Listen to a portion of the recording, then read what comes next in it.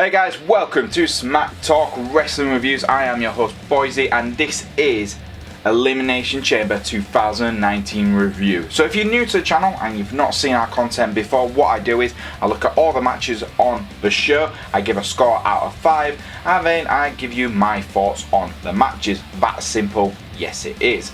If you are new and you do like the content you do see on this channel, why not like, subscribe and press that bell to keep notified. Now that's all said and done, let's get straight on with a review. Here's Elimination Chamber.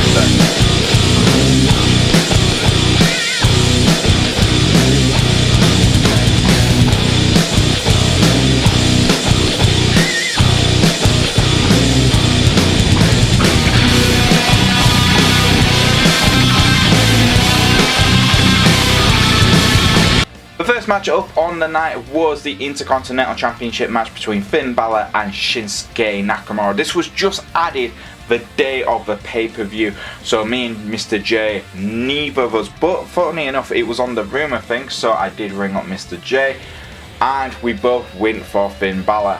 What a mistake that was. Yes, it was a hard-hitting match, a much more aggressive Shinsuke Nakamura again. This is what I wanted to see from Shinsuke when he first came up onto WWE, was this aggressive, hard-hitting, strong style Shinsuke Nakamura. We got it first time when he took on Sami Zayn when he first came to NXT, but since then he's very much different type of style, very light-hitting, very much like a, it's hard to describe what Shinsuke was, but he wasn't the Shinsuke Nakamura we had seen in New Japan.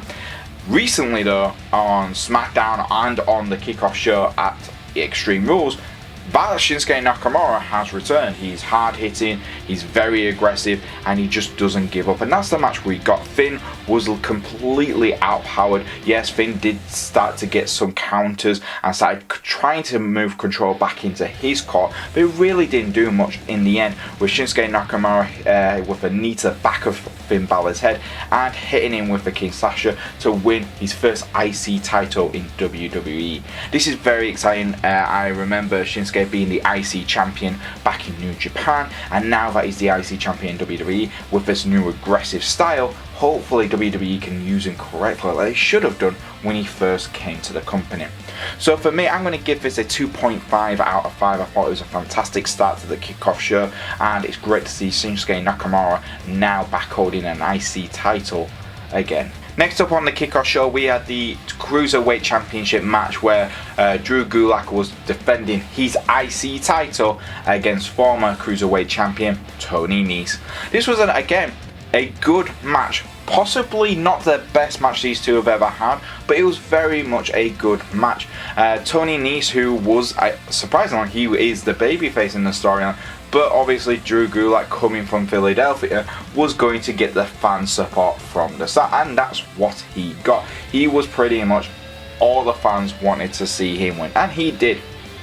This was a hard-hitting match between two men who really have a mixture of high-flying moves and hard-hitting techniques for the Cruiserweight division. I keep saying 205 is one of the best hidden gems on the network, and it really is for me. It is still one of the most entertaining shows you can see of high-flying wrestling on WWE, if you want to see it. But yes, this was not very a highlight match for the show in my opinion. Gulak did finally win the match and he retains his Cruiserweight Championship. I'm going to give the match itself a 2 out of 5 stars. I think both men can do better, and I think this was just a little bit disappointing for the fans' perspective. Hopefully now we can see Gulak challenging have other challengers now, because I think the Tony Neese run has to go for a little bit and have hopefully someone else challenging for the Cruiserweight Championship. The next match we had was on the main card, and it was the first match of the main card was Drew McIntyre and Shane O'Mac, the best in the world, taking on the big dog Roman Reigns and the dead man himself, the Undertaker.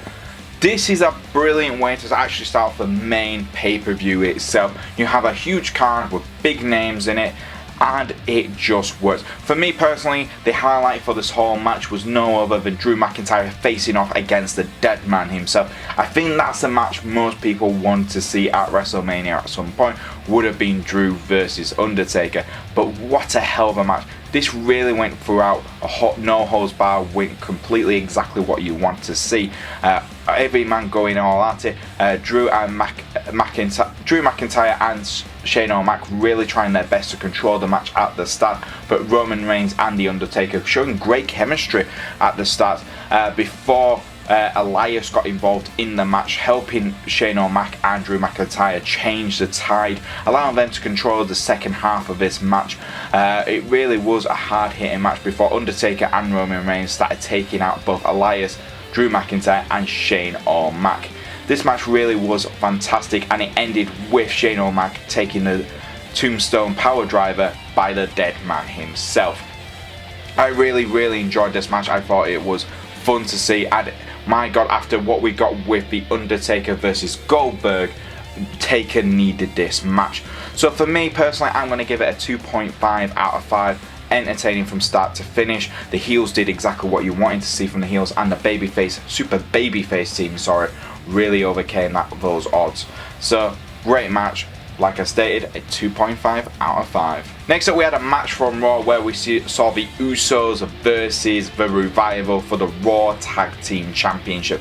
Again, these are the two best tag teams in WWE right now. I still think the Usos are the best tag team in the world, and the Revival are one of the best classic tag teams in the world. They were just so fun to watch. These guys really have great chemistry, and it's good that they finally got rid of these stupid kind of gimmicks they were started off with when they first started feuding. Yes, the Usos still called the Revival the Little Munchkins.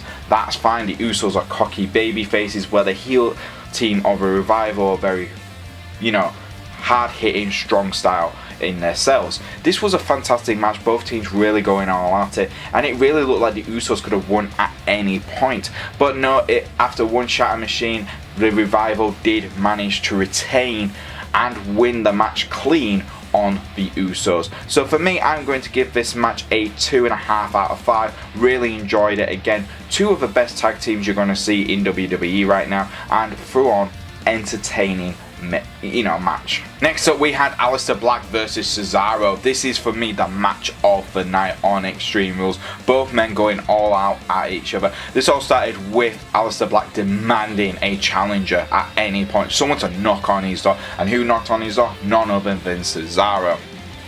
Cesaro was probably the perfect opponent with absolutely brilliant technique and high-flying moves, as well as hard-hitting techniques as well. Aleister Black is just an absolute phenomenal wrestler, and he's possibly going to be one of SmackDown Live's huge superstars if they can book him correctly. And with this showing in this match, definitely shows why Aleister Black and Cesaro, we need to see this match again. That's legitimately what I was saying during the full encounter. Both men were able to counter each other's techniques throughout the whole match, and it looked like Cesaro could have easily won at several points. Aleister Black as well, coming off with an amazing fade to black out of nowhere. That move can be used at any point. It's one of those special moves like the RKO, which can come out of nowhere and you just don't expect to see it, and that's what you saw with Aleister Black. Both men have that amazing European style as well, which you can see they're being very influenced from the time. Obviously Aleister Black and Cesaro being from Europe have been influenced by the styles from here. So what am I going to give the best match of the night? Well, I'm going to give it a 3 out of 5. Yes, there'll be other matches which get the same score as this in this pay-per-view, but this was definitely the best clean match of the night. So for me, like I stated, a 3 out of 5 stars. Next up, we had Alexa Bliss and Nikki Cross taking on Bayley in a 2-on-1 handicap match for the SmackDown Women's Championship. Again, this was an interesting match from my opinion wise, because it was going to be interesting to see how Nikki Cross and Alexa Bliss work with each other.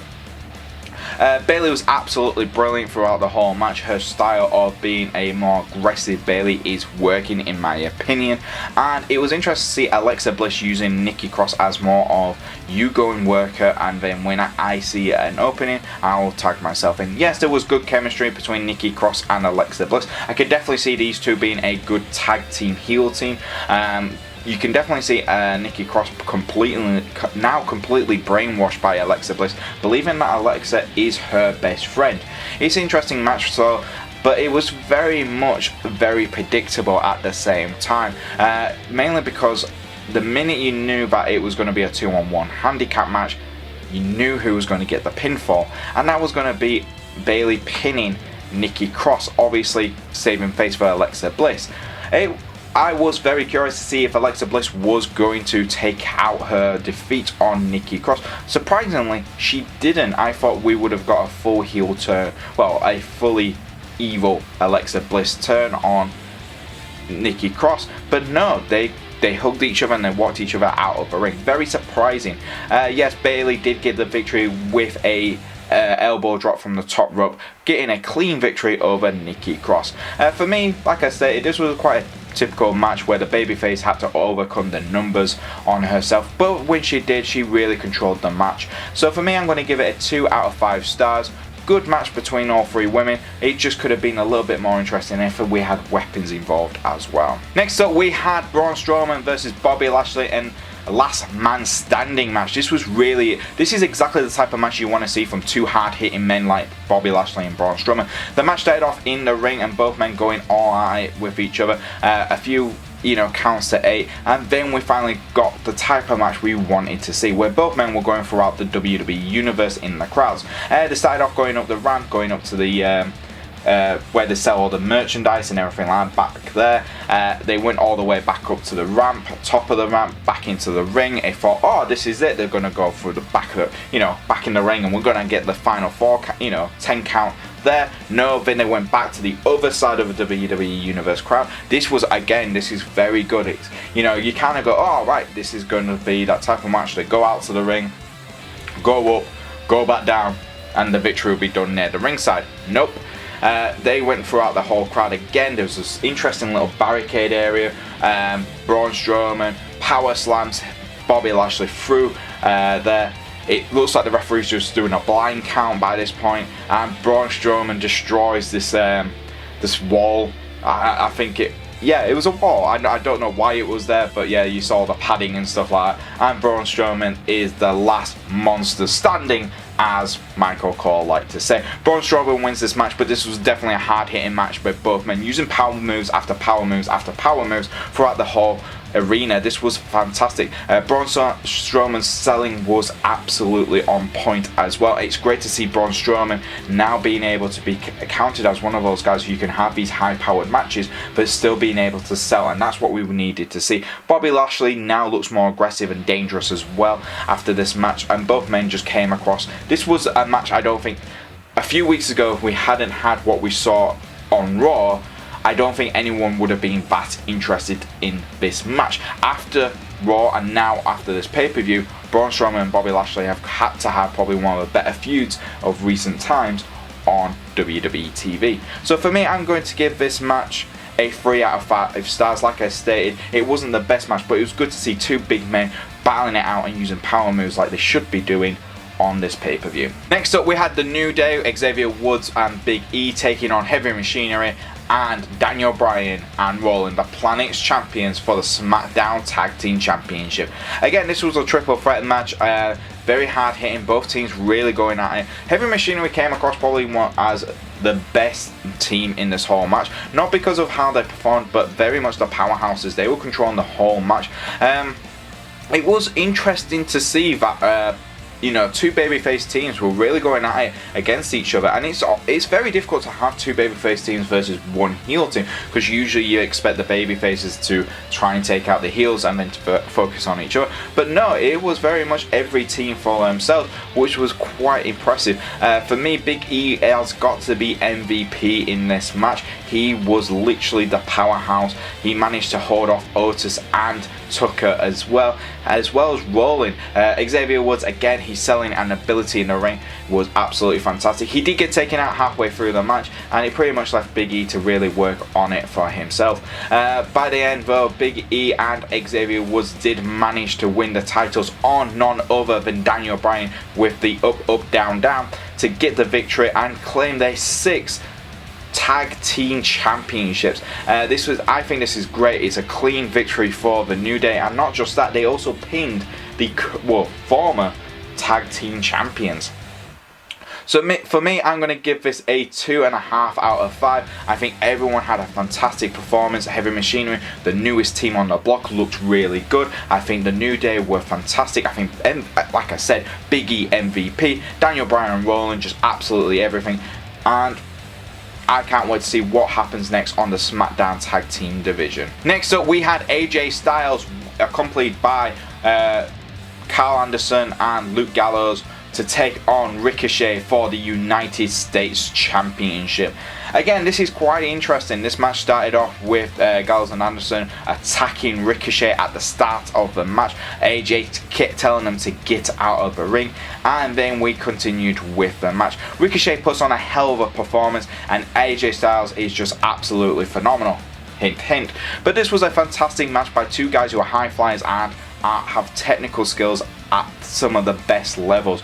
For me personally, Ricochet just coming across as one of the best babyface champions we've got in the company, and I definitely can see the guy holding a major title sometime down the line, either if it's the WWE Championship or the Universal Championship. I definitely can see Ricochet holding one of those in the near future. AJ Styles is an absolute fantastic heel in this point right now. Him reuniting with the club just makes sense, and I can't wait to see how these guys roughshod their way on Raw.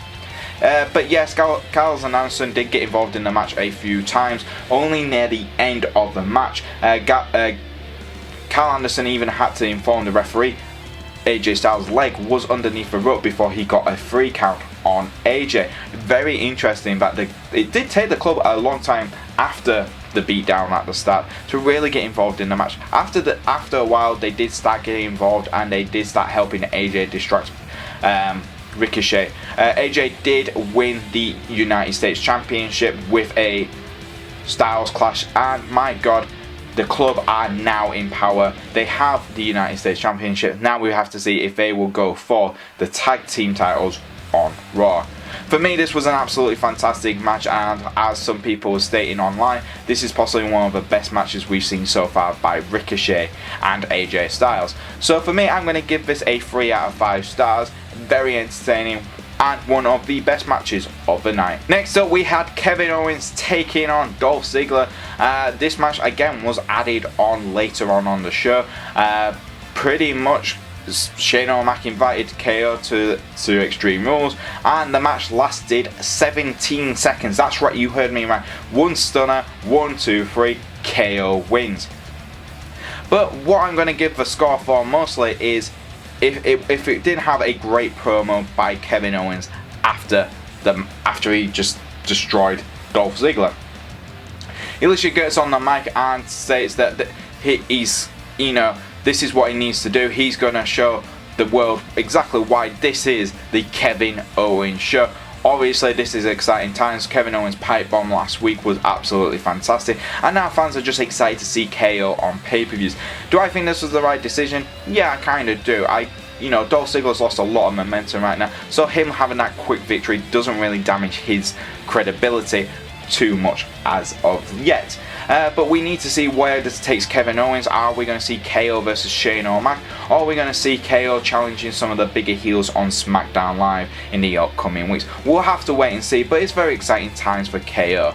So for me, I'm going to give this match a 2 out of 5 stars, mainly because Kevin Owens cut a fantastic promo at the end. Next up, we had Kofi Kingston taking on Samoa Joe for the WWE Championship. This again was a fantastic match between two guys who are veterans in the ring. I really enjoyed this match, mainly because Samoa Joe is just an absolute aggressive challenger, and he went for everything. He worked on Kofi's leg, and then after a while, using the steel steps next to the ring, he attacked Kofi's fingers, pretty much disabling Kofi's offensive attacks on both hands and foot. But Kofi Kingston, obviously being the big babyface champion, was never going to give up too easily.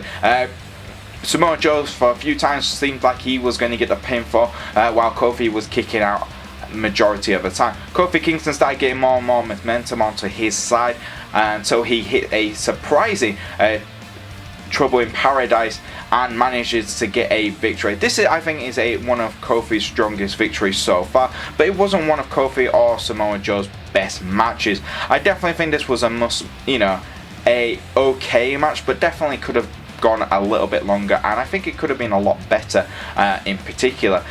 Both men really selling everything. Samoa Joe again having a black eye afterwards if you see him on Raw.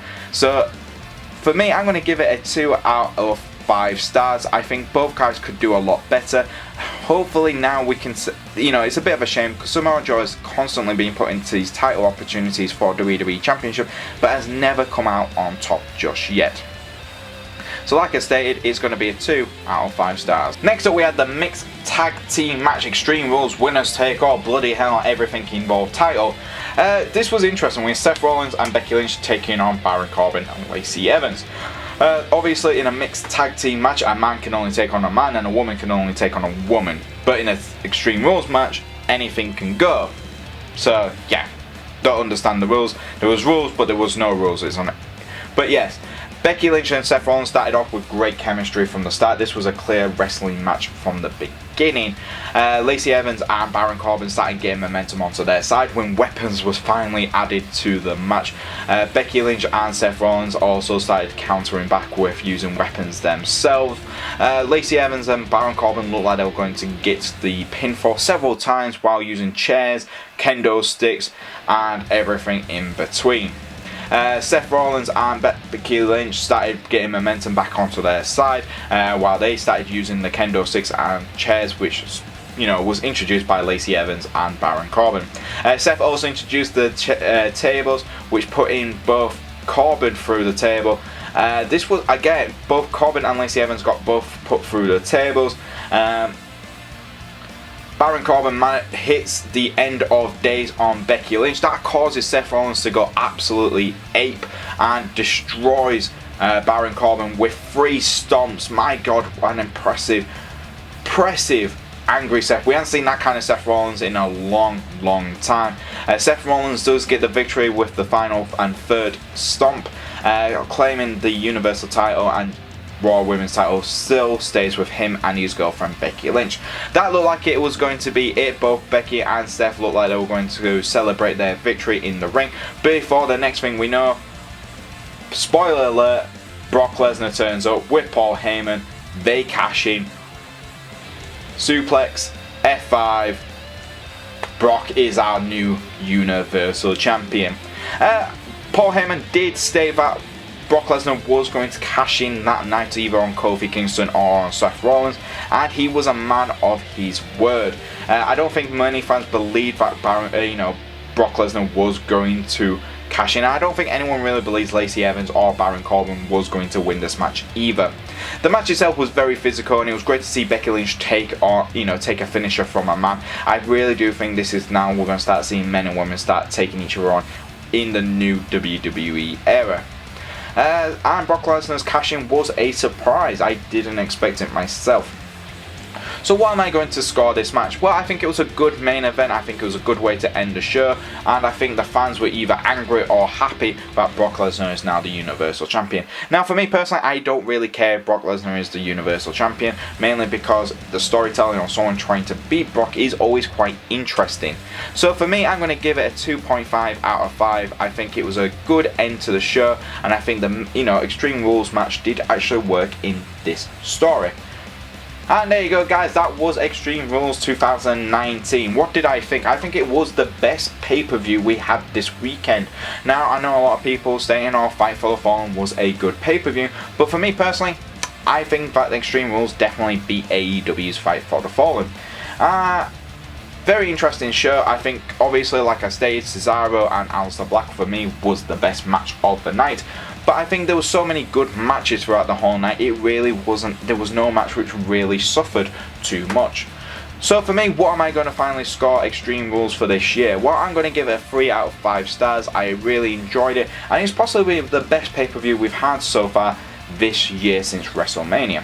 So what was your favourite part of Extreme Rules? Guys, leave it in the comments below. And like I stated at the start of this video, if you're new and you do like this content, why don't you like, subscribe and press that bell to keep notified. If you want to follow me on the old Twitter, it's at SmackTalkYouTube. And if you want to follow me on the old Twitter, it's at Boyze88. I think I just repeated myself, I'm pretty sure I did. And I'll see you guys next time on Smack Talk Wrestling Reviews.